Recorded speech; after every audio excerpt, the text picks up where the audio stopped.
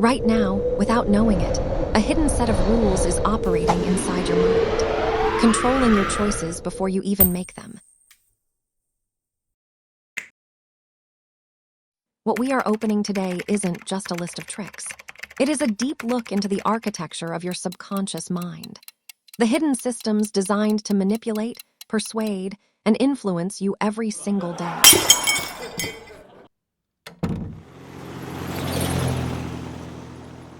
Let's start with something that happened to you the last time you went shopping, though you almost certainly didn't notice it. This is called anchoring, and it is one of the most powerful forces in human decision-making. When you see a price first, any price, your brain locks onto it. That number becomes your reference point for everything that follows. Right now, without realizing it, someone is deciding what you want, and you're letting them. Every choice you made today, what you bought, what you clicked, what you believed was shaped before you even touched it. These aren't coincidences. They're systems, psychological systems, designed by people who studied your brain more carefully than you ever did. There are 7 of them, 7 psychological tricks used on you every single day, and by the end of this, you'll never unsee them. It doesn't matter if that first number was real or invented. Your brain already accepted it as the baseline. Think about a restaurant menu. The most expensive item at the top isn't there because it sells the most. It's there to make everything else feel like a bargain. Every premium product you've ever seen sitting next to a cheaper one is doing the same thing. The expensive item is a psychological tool, not a product. You thought you were choosing freely, but the choice was framed for you long before you arrived. Anchoring is everywhere. In salary negotiations, in real estate listings, in sale banners, and now that you see it, you'll never stop seeing it. But anchoring is only the beginning. The second trick is older, deeper, and wired into your biology. Social proof. The invisible pressure that makes you do what other people are doing, simply because they're doing it. Hundreds of thousands of years ago, following the group wasn't a weakness, it was survival. It meant you weren't alone when the predator came. That instinct never left. The brain that kept your ancestors alive is the same brain choosing your Netflix show tonight. That's why restaurants place most popular labels on menu items, not to help you, to trigger your herd instinct and move product. The same trick lives inside every star rating, every customer's also bought suggestion, every trending page you've ever scrolled. Now the third trick, and this one doesn't just nudge you, it creates panic. Scarcity, the psychological trick that makes ordinary things feel priceless, simply by making them feel like they're disappearing. Only 3 left in stock. 4 words that can bypass every rational thought you have and replace it with fear. Your brain doesn't distinguish between a real shortage and a manufactured one. It just hears limited, and something primal takes over. Airlines use it. Ticket booking platforms use it. Fashion brands use it with limited edition drops. Even grocery stores use it with manufactured bulk buy limits. And the most disturbing part, it works on you even when you know it's happening. Even right now, reading these words, part of you felt it. But there's a 4th trick, and this one feels like kindness. That's what makes it the most dangerous of all. Reciprocity is the psychological rule that says, when someone gives you something, your brain immediately feels obligated to give something back. This was a survival mechanism. In ancient communities, if someone shared their food with you, social law demanded you return the favor or risk exile. Free samples in a grocery store aren't generosity. They're psychology. A small piece of cheese creates a quiet debt inside you. The free gift with purchase, the complimentary upgrade, the unsolicited favor from a salesperson, all of them leave the same invisible mark. You felt grateful, you felt warm, and then, almost without deciding to, you bought something you hadn't planned on buying. That's not a coincidence. 4 tricks down, and every single one of them has been used on you today, before you even had your morning coffee. The 5th trick is probably the cleverest, because it doesn't just manipulate what you choose, it manipulates how you think a choice works. This is called the decoy effect, and it is the reason you almost always end up choosing the middle option. It works like this. Companies introduce a third option, not because they expect you to buy it, but because it makes their preferred option look perfect by comparison. The decoy's entire job is to make you feel rational, to feel like you compared, evaluated, and made a smart, independent decision. When you bought the medium subscription plan last month, you didn't choose it. You were guided there by an option that was never meant to compete. Netflix does it. Spotify does it. Your gym membership, your phone plan, your insurance policy, all of it is architecture. The choice was never between three things. It was between what they wanted you to pick and the illusion of everything else.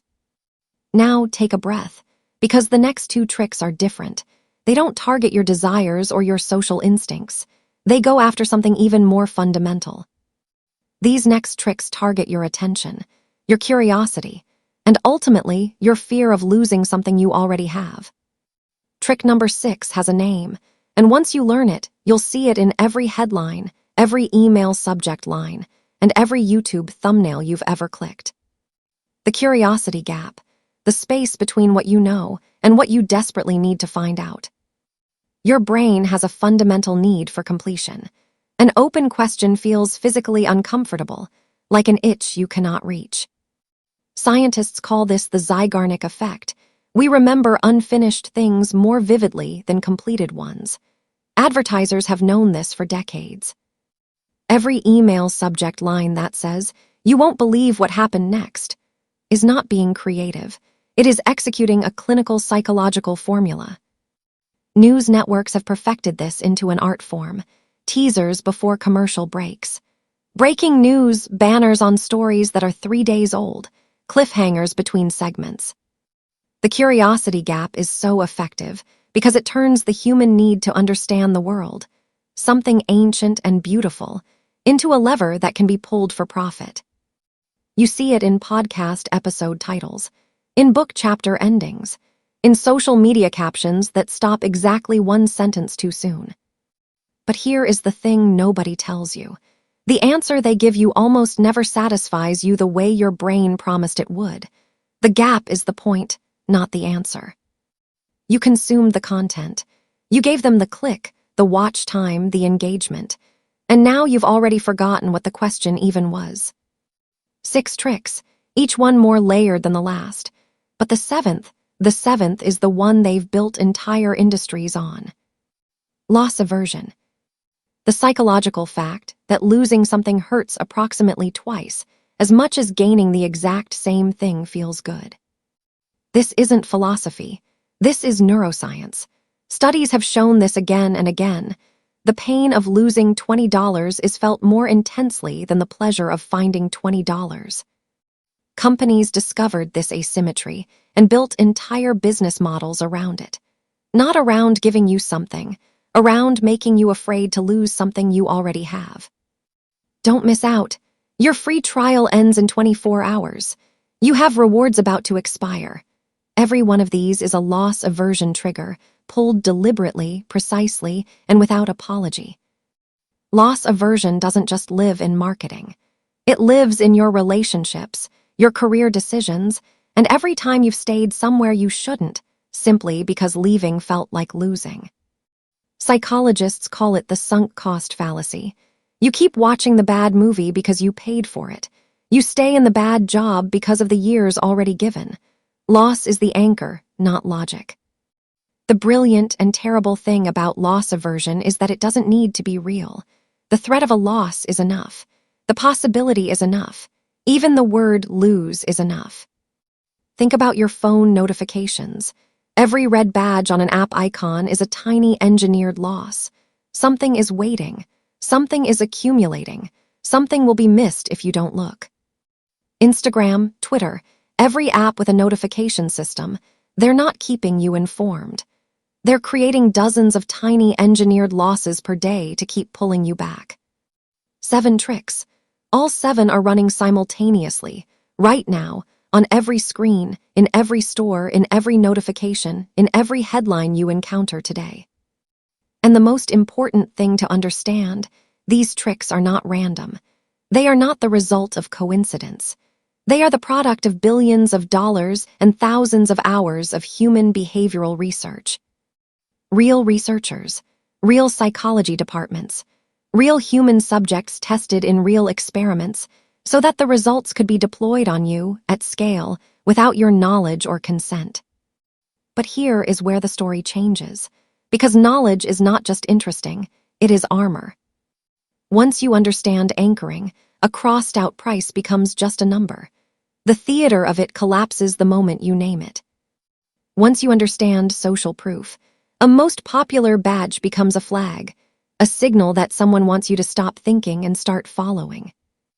Once you understand scarcity, only 3 left becomes something you read, notice, and file away, instead of something that hijacks your hand toward the checkout button. This is not about becoming cynical. It's not about refusing to buy things or distrusting everything. It's about something much simpler. It's about seeing clearly. Seeing clearly means pausing for 2 seconds before you click, asking one question, what do I actually need here? Before the trigger has time to fire. Seeing clearly means walking through a supermarket and noticing, genuinely noticing, the music, the layout, the shelf placement, the sample tray, and understanding what each one is asking of you. Seeing clearly means recognizing the curiosity gap the moment a headline tries to open one in your mind, and choosing whether to step into it or simply acknowledge it and keep moving. This is what it means to be a conscious participant in the world, rather than a passive target moving through systems designed to capture you.